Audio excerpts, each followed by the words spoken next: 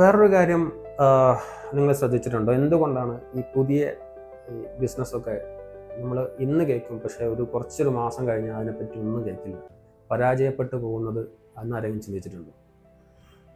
അതിന് എന്താണെന്ന് വെച്ച് കഴിഞ്ഞാൽ ശരിക്കും വേണ്ടത് മാർക്കറ്റ് അവലോകനമാണ്. മാർക്കറ്റ് എങ്ങനെയാണെന്ന് അറിഞ്ഞിട്ടേ ഒരു ബിസിനസ് നമ്മൾ സ്റ്റാർട്ട് ചെയ്യാൻ പാടുള്ളൂ.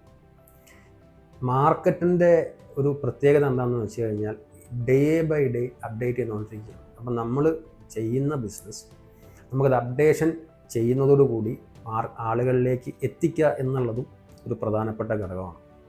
അതിന് ഇന്ന് ഇപ്പോൾ സോഷ്യൽ മീഡിയ അങ്ങനത്തെ ഒരുപാട് സംവിധാനങ്ങളുണ്ട്. അത് നമ്മൾ ഉപയോഗിച്ച് നമ്മൾ ബിസിനസ് മുന്നോട്ട് കൊണ്ടുപോവുക. പിന്നെ വേറൊരു കാര്യം എന്ന് പറഞ്ഞു കഴിഞ്ഞാൽ, ആദ്യമൊക്കെ ബിസിനസ് ചെയ്യുമ്പോൾ നമുക്ക് നമ്മൾ വിചാരിച്ച പ്രോഫിറ്റ് ഒന്നും ഉണ്ടായിക്കൊള്ളണമെന്നില്ല. അത് വിചാരിച്ചിട്ട് നമ്മൾ ബാക്ക് വയ്ക്കരുത്. ആ ബിസിനസ് നല്ല രീതിയിൽ നമ്മുടെ എന്താ പറയുക, നമ്മളൊരു കുട്ടിയെ കൊണ്ട് നടക്കുക, അല്ലെങ്കിൽ നമ്മൾ സ്വന്തം കാറ് കൊണ്ട് നടക്കുക, അതേമാതിരി കൊണ്ട് നടന്നാൽ ബ്യൂട്ടിഫുള്ളായിട്ട് നമുക്ക് ബിസിനസ്സിലേക്ക് എൻട്രി ചെയ്യാം. നല്ല ബിസിനസ് നമുക്ക് ഉണ്ടാക്കുകയും ചെയ്യാം.